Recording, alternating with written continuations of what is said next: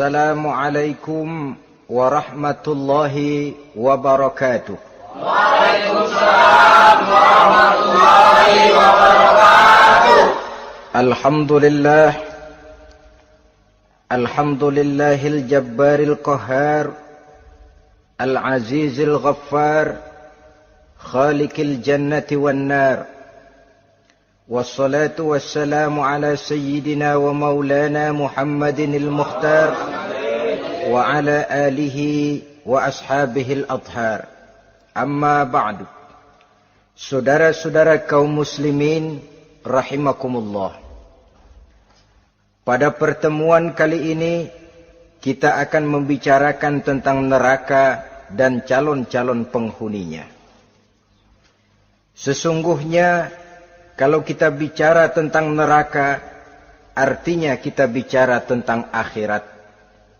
Dan kalau kita bicara tentang akhirat, kita bicara tentang alam gaib yang merupakan salah satu dari rukun iman yang 6, percaya kepada alam gaib. Kalau sudah bicara alam gaib, maka ini di luar batas kemampuan nilai-nilai ilmiah dan di luar batas kemampuan renungan filsafat. Ilmu pengetahuan akan buntu kalau sudah membicarakan alam gaib. Artinya, kehidupan di akhirat itu tidak bisa diteliti secara ilmiah. Filsafat pun akan ngambang kalau sudah membicarakan kehidupan di alam gaib. Karena itu kalau kita kembali kepada logika, jika kita ingin mengerti tentang caranya membuat bangku, kita pergi ke tukang bangku dan bertanya kepadanya. Kita ingin mengerti cara membuat mobil, kita pergi ke tukang mobil, ke bengkel mobil, dan bertanya kepada ahlinya. Pun dalam urusan alam gaib, sudah sewajarnya kita kembali kepada penjelasan dari sang pencipta alam gaib, yakni Allah subhanahu wa ta'ala. Dan melalui kitabullah Al-Quranul Karim, Allah telah menjelaskan masalah-masalah gaib berupa kehidupan di sorga dan neraka itu secara jelas dan pasti.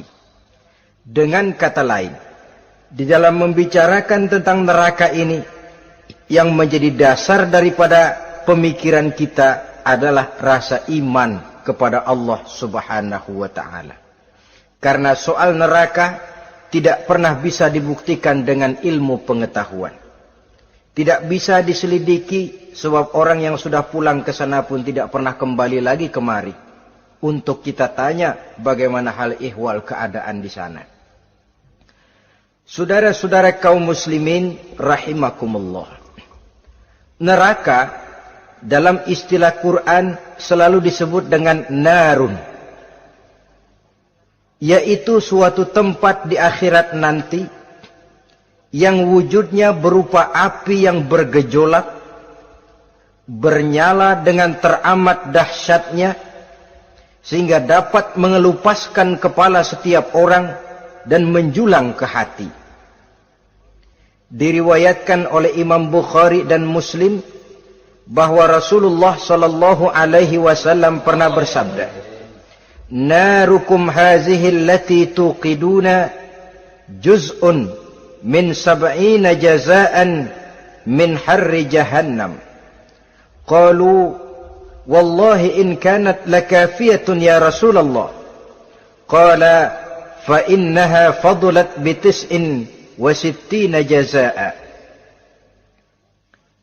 Apimu yang kamu pakai di dunia ini, kata Nabi, untuk memasak, untuk menyalakan lampu, api yang kau pakai di dunia ini cuma satu bagian kecil dari 70 kali bagian panasnya neraka jahanam.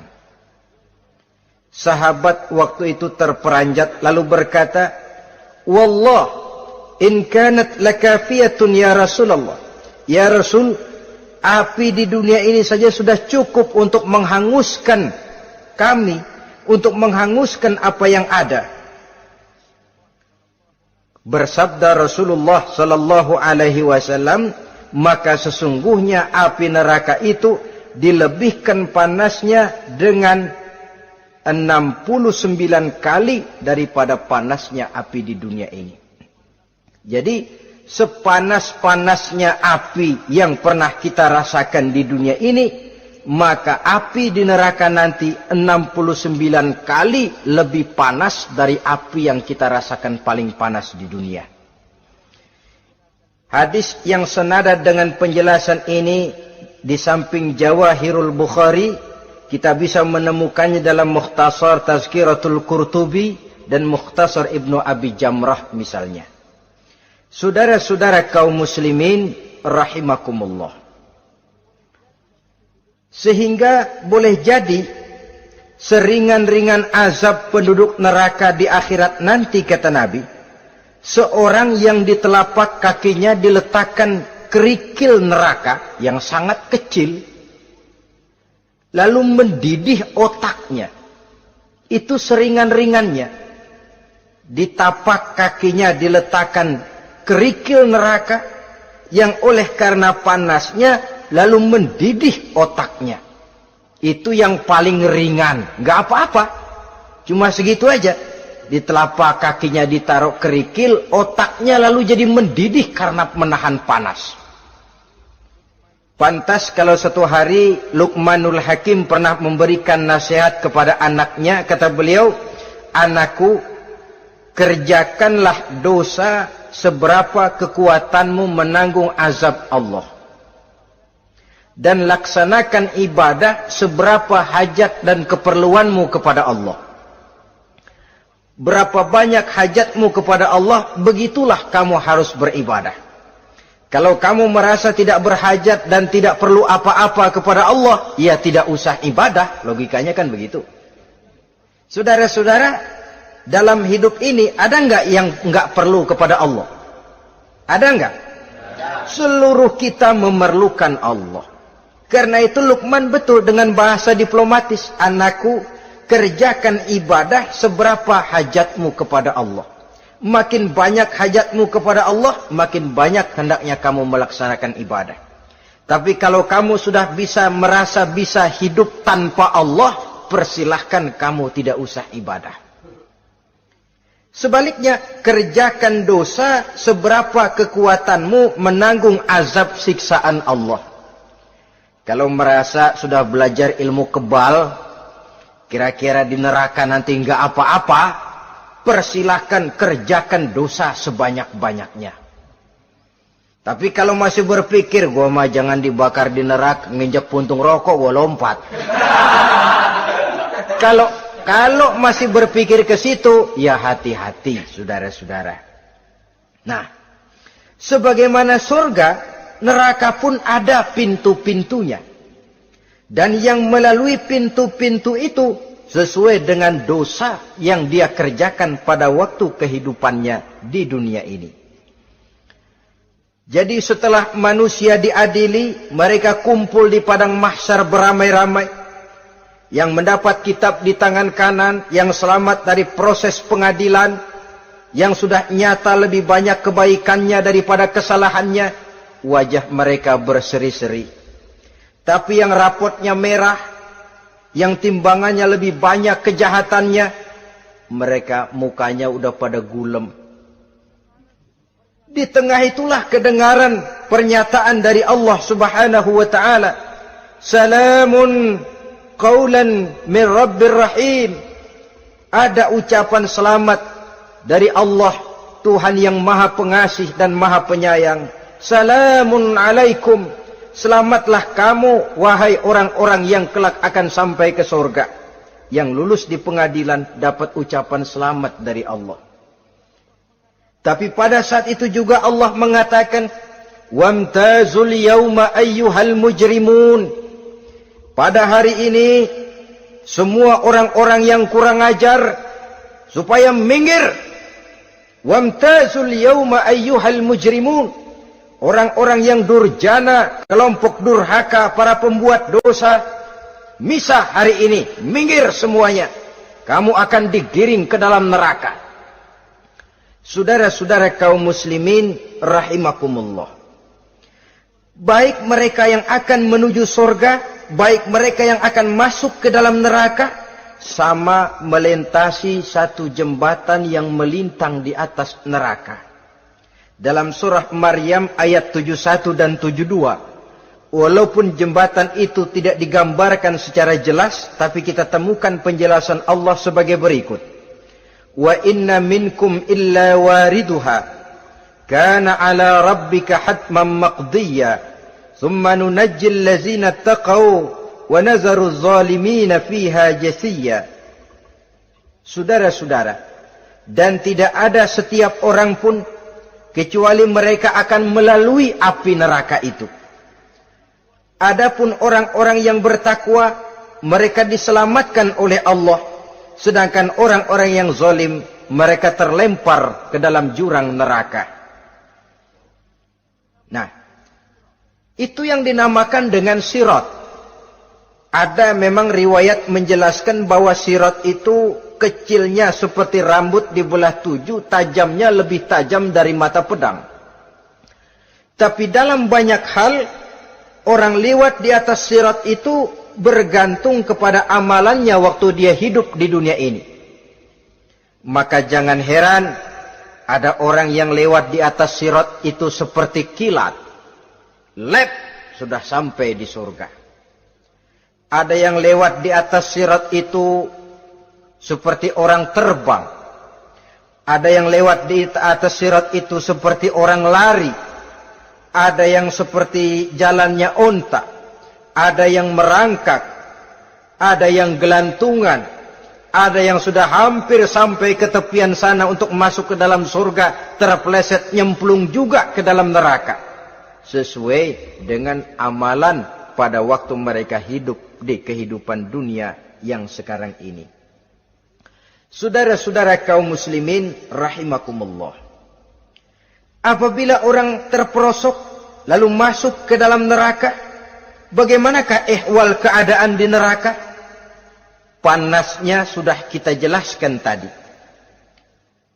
70 kali lipat dari sepanas-panasnya api di dunia ini.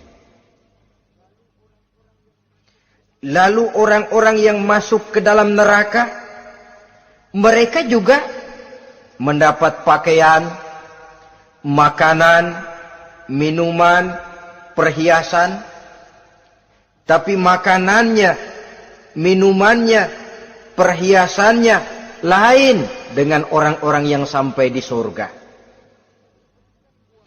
Mereka juga diberikan buah-buahan, sebab di neraka juga ada pohon. Namanya pohon zakum.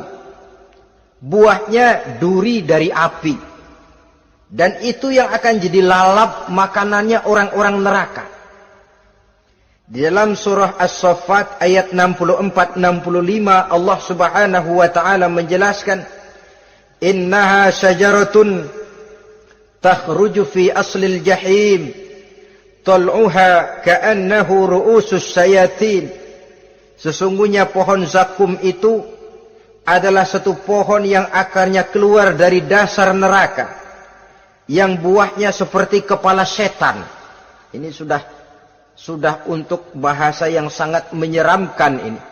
Pohon itu tumbuh dari dasar neraka, buahnya mirip kepala setan. Itu akan dijadikan makanannya orang-orang yang ada di dalam neraka. Perhiasannya apa? Surah Al-Insan ayat 4. Inna a'tadna lil kafirina salasilan wa aghlalan wa sa'ira. Sesungguhnya kami sediakan bagi orang-orang kafir itu di dalam neraka segala macam rantai, cambuk-cambuk dan belenggu-belenggu neraka, terbuat dari api neraka, siap untuk merantai, membelenggu dan mencambuk mereka. Jadi dikasih perhiasan, lehernya dikalungin rantai, tangannya dipakein belenggu, ada cambuk-cambuk yang seluruhnya terbuat dari api neraka. Begitu mereka sampai ke pintu neraka yang namanya malaikat Zabaniyah, penjaga neraka, udah bukan main gemesnya dah. Ya, nyambutnya nggak ada ramahnya. Lain sama malaikat Ridwan, penjaga surga. Ramah, murah senyum, Begitu orang mau masuk surga, salamun alaikum tibtum fadkhuluha khalidin. Keselamatan atas kamu, sungguh kamu telah beruntung. Sekaranglah masuk kamu ke dalam surga dan kekalah tinggal selama-lamanya di sana. Ramah, murah senyum, selamat datang, selamat tiba di tempat yang penuh kenikmatan. Mari persilahkan. Ini malaikat Ridwan. Malaikat Malik, malaikat Zabaniyah lain lagi. Dia nungguin pabrik. Sadis menerima, matanya melotot. Ini dia. Manusia-manusia kurang ajar yang waktu di dunia sudah datang para rasul, sudah turun agama, sudah datang Al-Quran, tapi belagak pilon. Sini loh. Nih, rantai, belenggu. Lalu dirangkeng, dimasukkan ke dalam neraka. Na'udzubillah, summa na'udzubillah. Saudara-saudara, lalu terpikir oleh kita, kalau begitu panasnya api neraka, sekali lempar orang terus mati dong. Ya enak kalau boleh begitu sih. Begitu dilempar ke neraka terus mati, enak. Ternyata tidak. Kepedihan neraka adalah kepedihan yang kekal dan terus menerus. Tidak satu saat pun orang-orang di dalam neraka pernah merasakan kesenangan. Tidak sesaat pun. Kali semenit kayak ngaso, enggak, terus menerus berada dalam kepedihan yang tiada tara. Al-Quran menjelaskan, kullama nadijat juluduhum baddalnahum juludan ghairaha. Apabila hancur kulitnya, kami ganti dengan kulit yang baru. Supaya apa? Liyazukul azab, biar dia rasain azab. Tuh, rasain dulu. Hancur kepalanya, buletin lagi, hancur kulitnya, bikin lagi, berantakan isi perutnya, disempurnakan lagi, digiling lagi. Terus menerus begitu, tidak sedetik pun penduduk neraka itu pernah mengalami istirahat. Barangkali pakai jam istirahat lumayan, ini enggak ada. Ada bel, kleneng, istirahat, azab dicabut. Tidak. Terus menerus dan selalu begitu. Satu detik saja pun mereka tidak pernah istirahat dari siksaan dan azab yang mereka terima.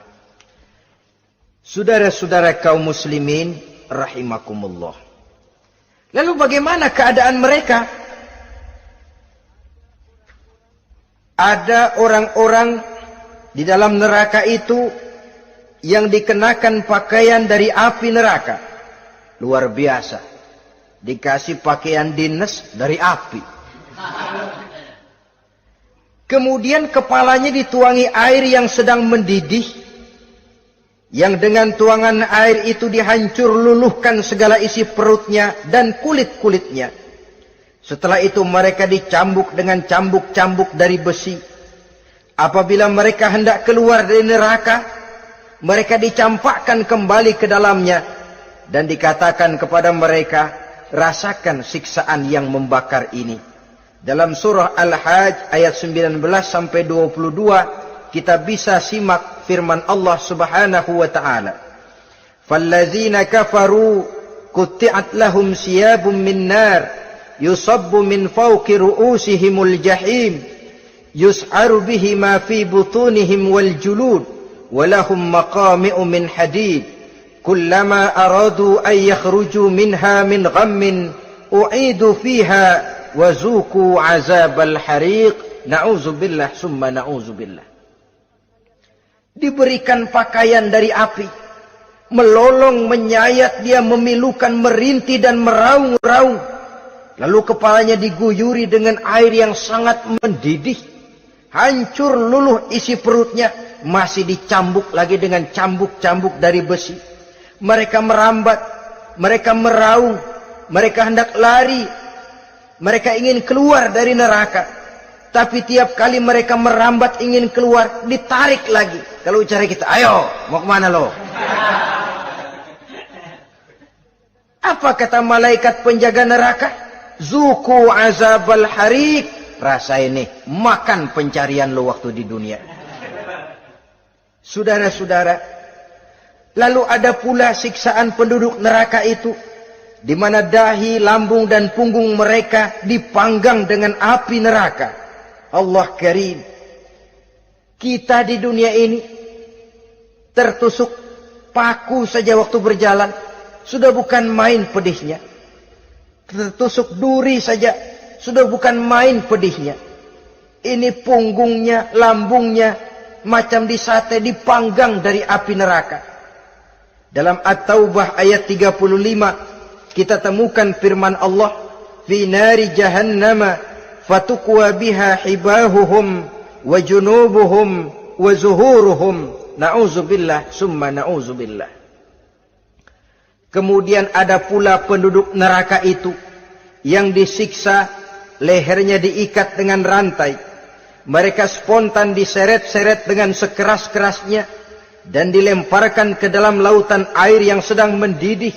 Kemudian mereka dibakar dalam api yang bergejolak dan menyala-nyala. Pada surah Al-Mu'min ayat 71 dan 72, Allah Subhanahu wa taala menjelaskan, izil aghlalu fi a'nakihim wassalasil yushabuna fil hamim summa fin nari yusjarun. Ketika belenggu dan rantai dipasang di leher mereka supaya mereka diseret ke dalam air yang sangat panas, kemudian mereka dibakar dalam api. Ada lagi penduduk neraka yang dipegang jambulnya lalu diseret ke tengah-tengah neraka, kemudian kepalanya digerujugi dengan air yang mendidih, seperti yang dijelaskan dalam surah Ad-Dukhan ayat 47 dan 49. Pendeknya, azab dan siksaan neraka itu sesuailah dengan amalan dosa yang dikerjakan manusia pada waktu kehidupan di dunia ini. Maka dalam puncak perjalanan Mi'raj misalnya, kepada Rasulullah sallallahu alaihi wasallam diberikan berbagai macam penglihatan sebagai contoh dan tamsil dari kehidupan di dunia ini. Sejak dari penglihatan di jalan sampai kepada penglihatan surga dengan segala kenikmatannya dan neraka dengan seluruh azabnya, seluruhnya merupakan contoh teladan. Misalnya dalam perjalanan ketika hendak Mi'raj itu, sebelum berangkat Rasul disodorkan 2 minuman. Segelas berisi arak, segelas lagi berisi susu. Kata malaikat Jibril, ambillah salah satu minuman itu ya Muhammad. Lalu Rasul dengan tidak ragu-ragu, mantap betul beliau mengambil gelas yang berisi susu, lalu beliau minum. Setelah beliau minum itu, malaikat Jibril berkata, "Shaddaqta ya Muhammad." Engkau telah benar Muhammad. Laqad asabtal haqq. Pilihanmu tepat. Kenapa ya Jibril? Untung susu yang kamu minum Muhammad. Kalau arak yang kamu ambil, pasti umatmu bakal jadi umat yang teler semua. Ini pun satu contoh buat kita semua, bahwa dalam kehidupan kita selalu berhadapan dengan susu dan arak, berhadapan dengan hak dan batil, berhadapan dengan benar dan salah. Maka hati-hati kita jangan sampai salah pilih karenanya. Lalu yang ada kaitannya dengan persoalan kita, penglihatan yang diberikan Allah kepada beliau di neraka. Beliau melihat sekelompok orang dilontari kepalanya dengan batu dari api neraka. Tiap kali dilontari kepala itu hancur berkeping-keping, berantakan otaknya. Lalu dibulatkan kembali. Setelah kepala itu bulat kembali, disambitin lagi. Menjerit, meraung, merintih kesakitan, hancur kepalanya, berantakan otaknya, lalu dibulatkan lagi, terus menerus begitu, tidak pernah berhenti. Sampai Rasul bertanya, ya Jibril, ini orang kenapa kepalanya dilontari dengan api neraka sampai hancur lalu dibulatkan kembali? Kata malaikat Jibril, ya Muhammad, itulah contoh daripada umatmu yang berat untuk sujud kepada Allah Tuhannya. Itulah contoh dari umatmu yang waktu hidup di dunianya tidak pernah mendirikan solat sama sekali. Sombong yang paling sombong adalah sombong kepada Allah. Artinya tidak mau sujud kepada Sang Maha Penciptanya. Jadi barangkali saudara punya cita-cita atau keinginan, saya mau yang ini saja, persilahkan, gak usah sembahyang. Lalu ada lagi sekelompok kaum, perutnya besar, sebesar rumah, dililit dengan kala dan ular dari api neraka, diseret-seret dia di jurang neraka, dipatoki ular, hancur perutnya, dibulatkan lagi perut itu, diseret kembali, hancur lagi, dibulatkan lagi, terus menerus seperti itu. Kata Nabi, ya Jibril, ini apa lagi?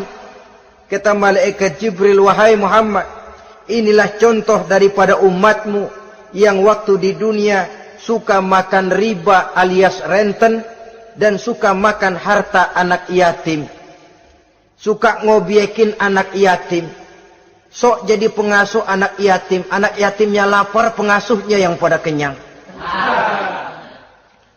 Saudara hadirin yang saya muliakan, orang yang makan riba alias renten, orang yang makan harta anak yatim, begitu gambaran yang diperlihatkan kepada baginda Rasulullah sallallahu alaihi wasallam.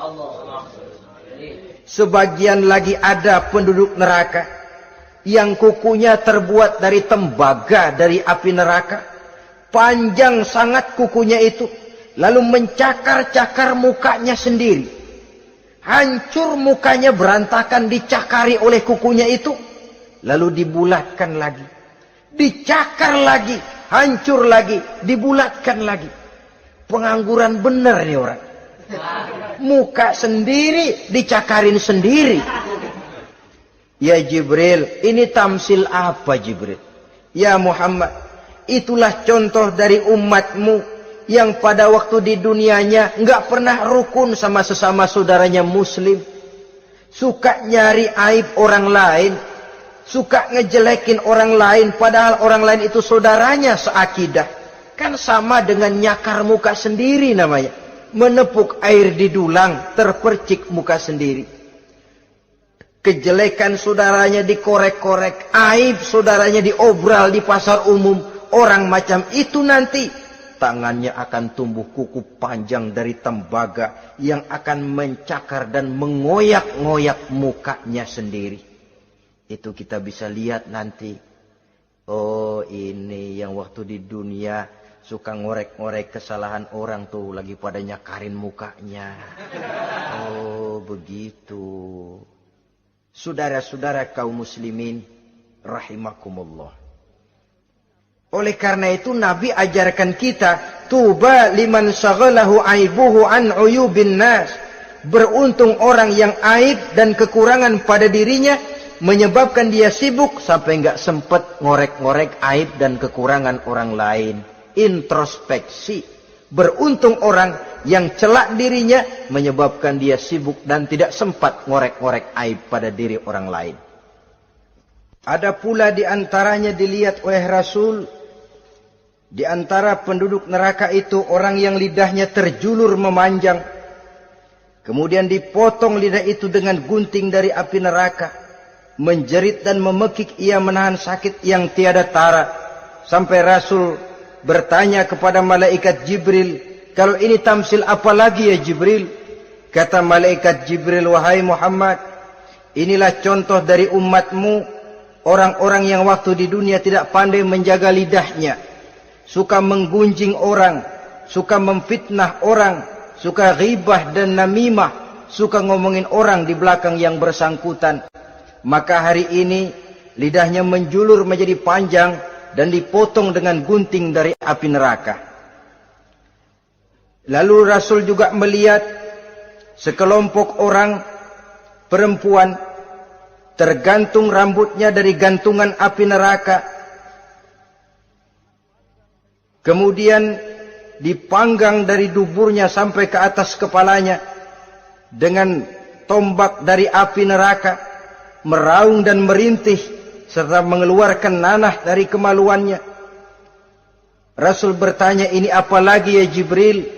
Kata malaikat Jibril, inilah perempuan yang waktu di dunia tidak pandai menjaga kehormatan dirinya, ahli zina dan tukang umbar, saudara-saudara kaum muslimin rahimakumullah, banyak lagi tamsil-tamsil yang dicontohkan dalam puncak perjalanan Mi'raj yang seluruhnya merupakan peringatan bagi kita umat Rasulullah sallallahu alaihi wasallam. Nah, kemudian sekarang marilah kita bicarakan neraka itu satu demi satu. Yang pertama, dan ini yang paling dikenal orang, neraka Jahannam atau naru Jahannam. Siapa yang dijelaskan Allah akan menjadi penghuni neraka Jahannam ini? Pertama dalam surah Al-Ankabut ayat 68. Wa man azlamu mimman iftara 'ala Allahi kadziban aw kadzdzaba bil haqqi lamma ja'ahu alaysa fi jahannam maswal lil kafirin. Adapun orang-orang yang zalim kepada Allah, mendustakan ayat-ayat Allah dan mendustakan kebenaran setelah datang kebenaran itu, bukankah neraka Jahannam merupakan tempat kembali bagi orang-orang kafir? Jadi dalam Al-Ankabut ayat 68 ini dijelaskan, penduduk neraka Jahannam itu pertama adalah orang-orang kafir. Siapa orang kafir? Menurut keyakinan akidah kita, setiap orang di luar Islam adalah kafir. Kemudian yang kedua dalam surah Al-Hijr ayat 42 dan 43, penduduk neraka Jahannam itu, inna ibadi laisa laka alaihim sultanun illa man ittaba'aka minal ghawin wa inna jahannama la maw'iduhum ajma'in. Sesungguhnya hamba-hambaku tidak akan bisa kamu kuasai, hai iblis, kecuali mereka yang mengikuti tipu dayamu. Sesungguhnya neraka Jahannamlah tempat mereka seluruhnya. Kalau kita perhatikan ayat ini, maka penghuni neraka Jahannam yang kedua adalah para pengikut setan. Para pengikut setan dengan seluruh ajaran-ajaran yang dilancarkan oleh setan. Padahal pada saat hendak masuk neraka, setan jelas cuci tangan. Tugasnya cuma bagaimana mencari pengikut sebanyak-banyaknya yang akan nemenin dia di neraka nanti. Tapi pada saat orang digiring ke dalam neraka, setan cuci tangan. Mungkin orang menuntut, setan, gue ngikutin lu, sekarang kenapa jadi kemari? Nah, gue bilang juga apa?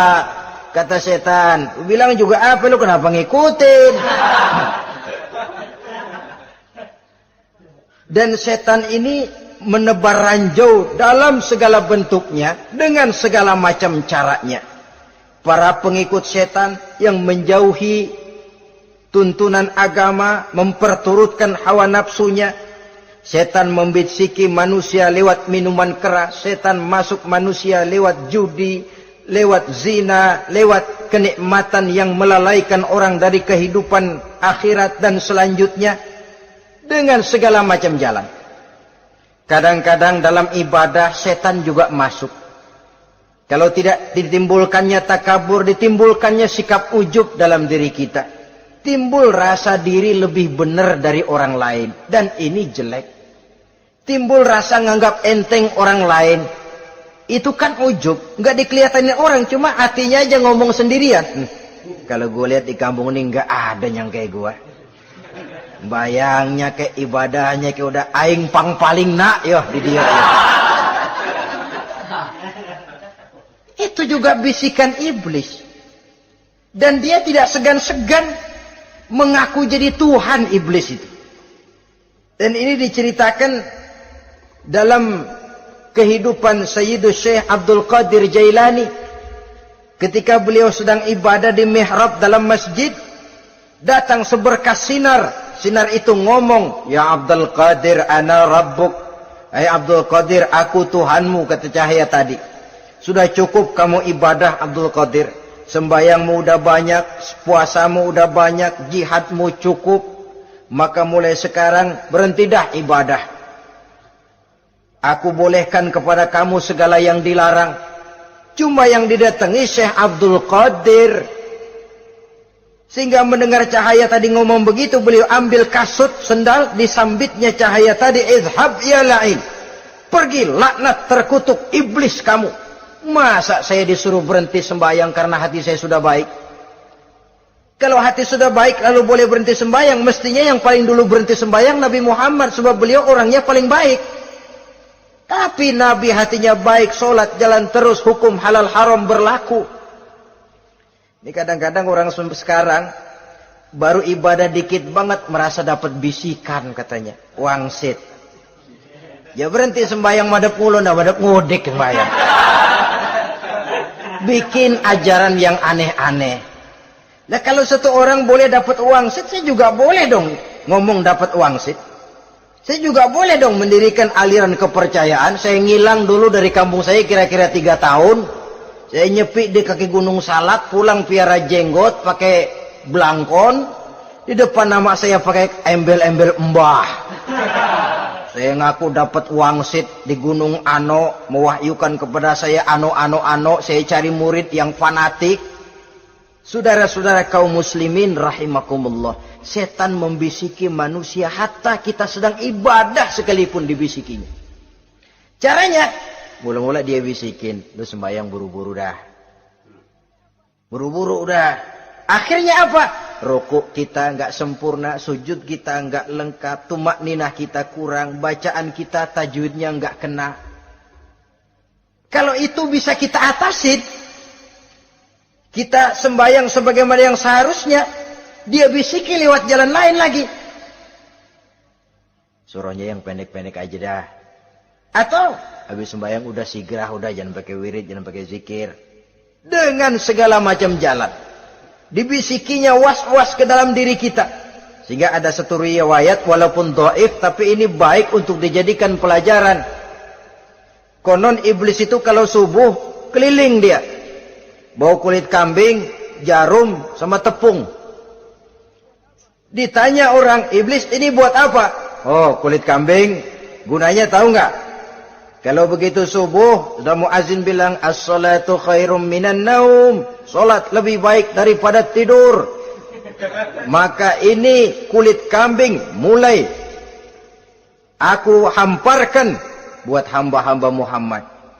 Jadi begitu dengar azan, cuma udah bikin anget udah tidur. Kenapa? Kulit kambing belis masuk. Saudara-saudara, lalu kata orang tadi lagi, lah kalau tepung buat apa itu? Oh, tepung. Itu kalau umat Muhammad mau baca Quran, baca kitab, mutolaah, gua aurin tepung matanya. Biar dia sepet. Makanya kalau sudah ngaji, baca Quran, bawaannya udah ngantuk aja ngantuk. Oh begitu, iya.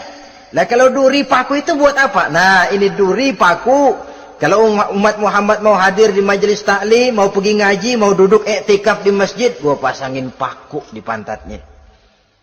Jadi kalau sudah duduk di masjid, kelasat, kleset. Hadir di majelis taklim, kelasat, kleset.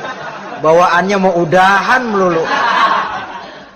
Itu duri-duri dan paku-paku yang memang ditebarkan oleh iblis. Saudara-saudara kaum muslimin rahimakumullah. Jadi para pengikut setan dengan segala macam perangkapnya ini pun, ya perangkap setan itu ya dunia. Dunia itu ya isinya harta, tahta, wanita. Kan perangkap dunia itu.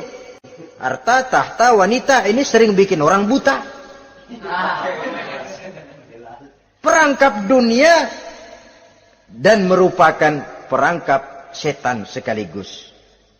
Nah, yang ketiga, penghuni neraka jahanam adalah para pembuat dosa, orang-orang yang durhaka. Dalam Toha ayat 74 Allah menjelaskan, innahu may ya'ti rabbahu mujriman fa inna lahu jahannam. Sesungguhnya orang-orang yang datang menghadap Allah dengan berlumuran dosa, maka sesungguhnya bagi mereka adalah neraka jahanam. Dan yang keempat, penghuni neraka jahanam orang yang kufur nikmat. Tidak cuma kufur iman, tapi kufur nikmat bisa menyebabkan orang masuk neraka jahanam. belum pernah merasakan dalam hidupnya bahwa Allah memberikan nikmat kepadanya, bagaimanapun besar karunia dan nikmat itu. Dalam surah Ibrahim ayat 28-29 Allah menjelaskan, alam tara ilal ladzina baddalu ni'matallahi kufran wa ahallu qaumahum darul bawar jahannama yaslaunaha wa bi'sal qarar. Tidaklah engkau perhatikan, tidaklah kau lihat orang-orang yang mengganti, menukar nikmat Tuhannya dengan kekufuran. Diberikan nikmat berupa Islam, digantinya dengan kekufuran. Dia tidak tahan kesengsaraan dunia lalu memilih kesengsaraan akhirat. Padahal kesengsaraan akhirat lebih abadi dari kesengsaraan dunia. Ada orang yang gak tahan miskin dunia, lalu menjatuhkan pilihan lebih memilih miskin akhirat. Ya Allah, keliru besar. Karena gak tahan hidup miskin di dunia, ada yang nawarin ngasih supermi 3 bungkus, iman telap. Ada yang ngasih beras, pindah agama. Ada yang bawain pakaian bekas, tukar akidah, pindah iman. Innalillah. Ditukar kemiskinan dunia dengan kemiskinan akhirat. Padahal kemiskinan dunia berapa tahun? Setahun umur manusia. Sepanjang-panjang umur orang sekarang kan. 100 tahun udah jarang umur orang sekarang. 70 aja udah cakep tuh. Sebenarnya kalau 70 tuh ada jatah lebih tuh, 7 tahun. Toh kalau ikut Nabi 63 tahun kan, Nabi wafat. Kalau kita sudah umur 70 tuh ada jatah ekstra 7 tahun. Oh ya, dimanfaatkan baik-baik mestinya. Taruhlah kemiskinan dunia, bagaimanapun melaratnya dunia, bagaimanapun sengsaranya dunia, cuma sebatas umur kita. Tapi kalau nikmat Islam ini harus kita tukar dengan yang lain.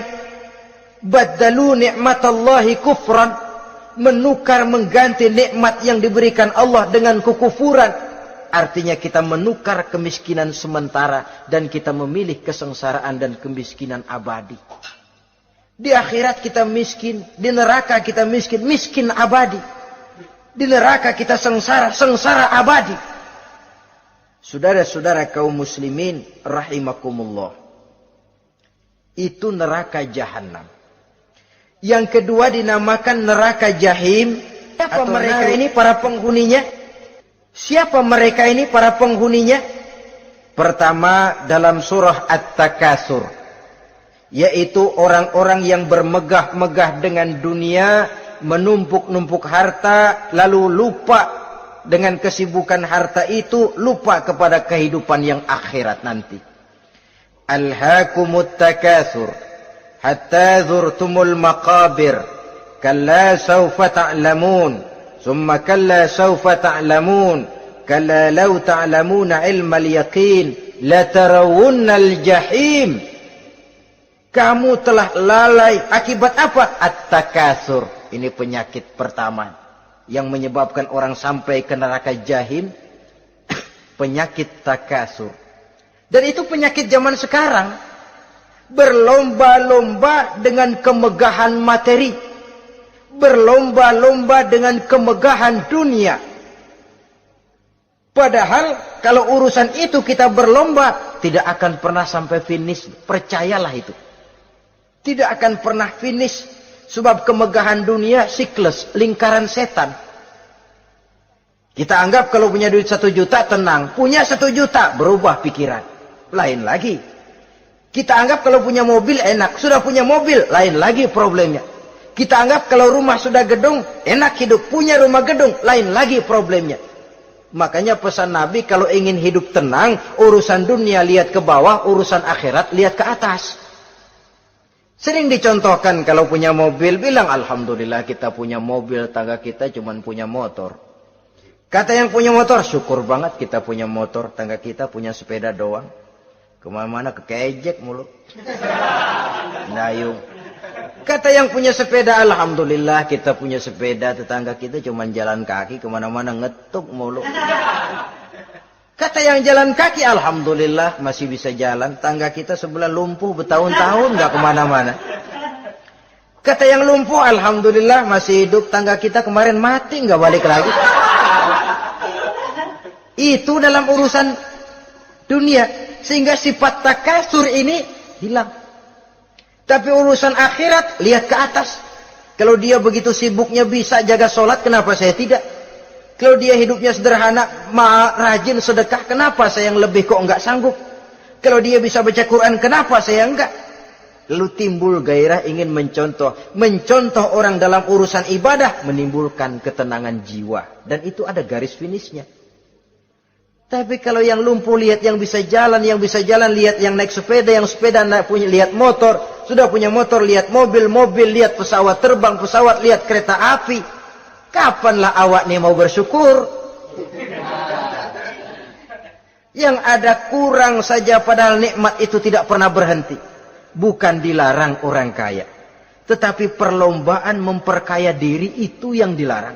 Karena kalau sudah perlombaan namanya jor-joran sifatnya. Prinsipnya tujuan menghalalkan cara ini yang dijaga oleh agama.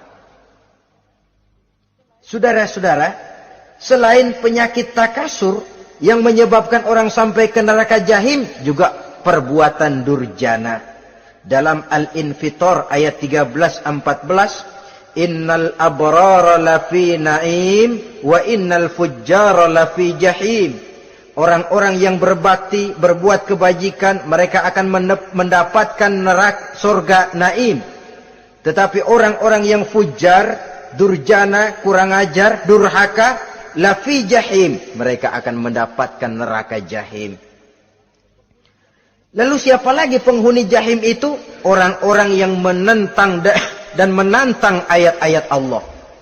Wallazina sa'au fi ayatina mu'ajizin ulaika ashabul jahim.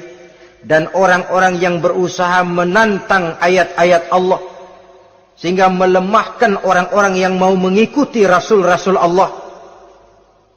Menantang ayat Allah dan membuat lemah orang yang mengikuti rasul, melemahkan semangat orang yang mau mengikuti khitah dan perjalanan rasul.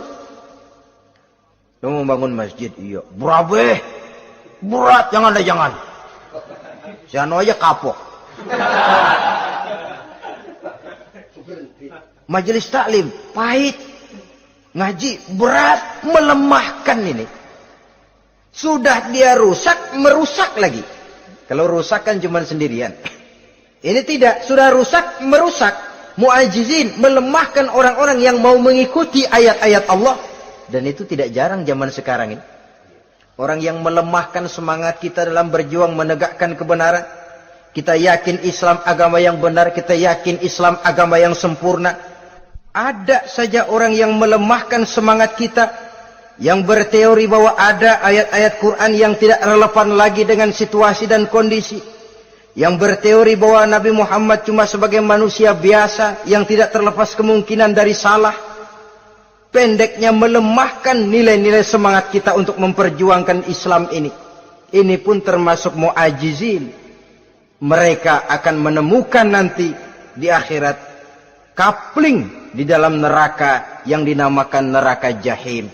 Na'udzubillah summa na'udzubillah. Yang ketiga, saudara-saudara, di antara nama neraka itu adalah neraka hawiyah. Siapa penghuni neraka hawiyah ini? Dalam surah Al-Qari'ah ayat 8-11 dijelaskan secara simpel, wa amma man khaffat mawazinuhu fa ummuhu hawiyah. Adapun orang-orang yang ringan timbangan kebaikannya, maka tempatnya adalah neraka hawiyah. Artinya orang ini lebih berat timbangan kejahatannya, sedikit kebaikannya sehingga jadi ringan di timbangan akhirat nanti. Salat, puasa, zakat, tapi dosa yang dikerjakan masih lebih banyak ketimbang kebaikan yang dikerjakannya itu. Maka orang semacam ini apabila tidak mendapat syafaat, maka dia akan masuk ke dalam neraka yang namanya neraka hawiyah. Lalu yang keempat, neraka wail. Dalam surah Al-Ma'un ayat 1-7 garis besarnya yang mendapat neraka wail adalah para pendusta agama. Siapa sih pendusta agama itu? Ara'aita allazi yukazzibu bid-din? Tidakkah kamu lihat siapa orang-orang yang mendustakan agama? Mendustakan agama, beragama tapi bohong, salatnya bohong, hajinya bohong, puasanya bohong, mendustakan agama. Siapa mereka? Fadzalikal ladzi yad'ul yatim. Pertama, orang yang suka menghardik anak yatim. Anak yatim yang lemah, anak yatim yang tidak berdaya, yang hidup dipayungi kemiskinan dan kekurangan, bukan ditolongnya, malah dihardiknya. Jangan lupa, saudara yang sudah 2-3 kali pergi ke Makkah, saudara yang khusyuk dalam sujudnya, saudara yang mantap dalam puasanya, mungkin saja bisa terhalang masuk ke dalam surga. Karena di samping rumah saudara ada anak yatim merintih menahan lapar dan haus. Saudara tahu, saudara mampu, tapi saudara diam saja, tidak mau mengulurkan tangan. Mungkin itu yang akan mengganjal saudara untuk masuk ke dalam surga. Wala yahuddu ala tu'amil miskin. Mereka membiarkan fakir miskin, tidak memberikan makan. Kemudian fawailul lil musallin. Mereka juga melalaikan solat. Allazina hum an solatihim sahun. Allazina hum yura'un. Mereka juga riak di dalam amalnya. Saudara hadirin kaum muslimin rahimakumullah. Melalaikan solat, kemudian riak dengan amalnya, termasuk amalan solatnya.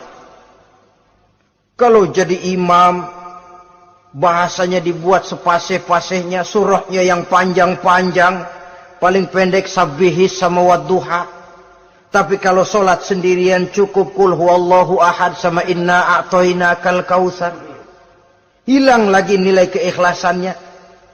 Dan terakhir, mereka enggan untuk membayar zakat. Yang memenuhi ciri-ciri inilah yang dikatakan sebagai pendusta agama.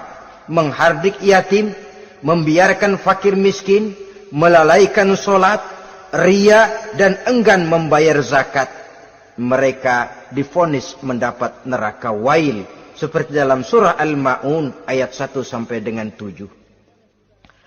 Saudara-saudara kaum muslimin rahimakumullah.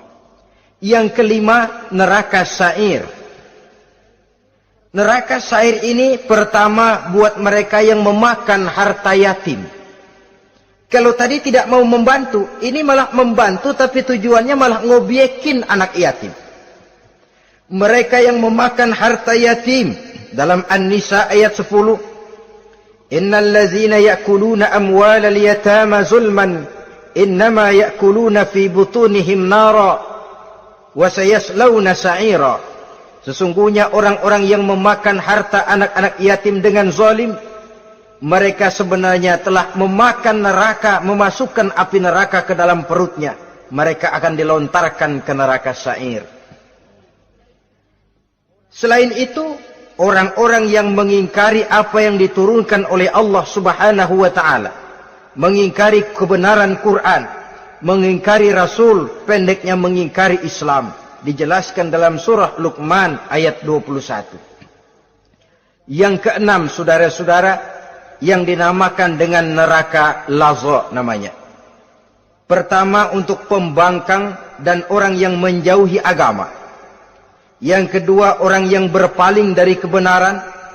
Dan yang ketiga, orang yang suka menumpuk-numpuk harta dan menyimpannya, tidak mau membayar zakat, infak, apalagi sedekah. Ini kita temukan penjelasannya dalam surah Al-Ma'arij ayat 15 dan 17. Yang ketujuh dinamakan neraka Sakor. Siapa penghuni neraka Sakor ini? Pertama, orang yang tidak pernah sholat. Yang kedua, tidak pernah memberi makan orang-orang miskin. Yang ketiga, ahli membicarakan yang batil. Strategis betul dia, ulung kalau sudah mengatur kebatilan. Kemudian yang keempat, orang yang mendustakan hari akhir. Dalam surah Al-Muddatsir ayat 42 sampai 47, kepada penduduk neraka Saqar ditanya, "Ma salakakum fis saqar?" Apa yang menyebabkan kamu masuk ke dalam neraka Saqar? Qalu lam naku minal musallin wa la naku nut'imal masakin wa kunna nakhudu ma'al khaidin wa kunna nukadzibu yaumaddin. Mereka menjawab, kami di dunia tidak pernah sholat, tidak pernah memberi makan fakir dan miskin. Kami selalu berkumpul dengan orang-orang yang batil dan membicarakan kebatilan, dan kami mendustakan adanya hari akhir. Yang kedelapan, yang terakhir adalah neraka Khutamah. Ini diperuntukkan bagi para pengumpat, pencela, para penghina orang lain, mencari aib saudaranya, kemudian juga mereka menumpuk, menghitung-hitung harta, lalu kikir dan bakhil dengan hartanya itu. Dalam surah Al-Hujurat ayat 11-12, kemudian surah Al-Humazah ayat 1 sampai dengan 7, kita temukan penjelasan itu. Pada akhirnya saudara-saudara, kalau penduduk surga mereka kekal di dalamnya, maka penduduk neraka ini ada dua macam. Ada penduduk musiman, ada penduduk permanen. Kalau yang namanya penduduk permanen, itu sudah punya paspor, KTP itu. Memang penduduk permanen itu mereka yang kekal selama-lamanya di dalam neraka. Mereka lah orang-orang musyrik dan orang-orang kafir, termasuk orang-orang munafik. Bahkan lebih dahsyat lagi yang namanya munafik. Kata Allah, innal munafiqin fid darkil asfal minan nar. Orang munafik itu berada di dasar jurang neraka yang paling bawah, keraknya neraka. Saudara-saudara, adapun penduduk yang semi permanen, ia masuk neraka buat sementara saja, sekedar dengan dosa-dosa yang dikerjakannya. Mereka adalah orang-orang mukmin yang asli, orang-orang Islam yang waktu di dunianya berbuat dosa. Mereka masuk ke dalam neraka, menerima azab sesuai dengan dosa yang dikerjakannya. Setelah itu mereka akan diangkat dari surga untuk ditempatkan di dalam. Mereka akan diangkat dari neraka untuk ditempatkan di dalam surganya Allah Subhanahu wa ta'ala. Seperti banyak dijelaskan dalam hadis-hadis sahih yang diriwayatkan oleh Imam Bukhari dan Muslim. Nah, inilah sekelumit tentang neraka dan calon-calon penghuninya. Mudah-mudahan Allah jauhkan kita, Allah jauhkan anak cucu kita, amin. Allah jauhkan seluruh keluarga kita, amin. Dari neraka dan dari azab neraka. Amin. Terima kasih dan mohon maaf. Wassalamualaikum warahmatullahi wabarakatuh. Waalaikumsalam warahmatullahi wabarakatuh.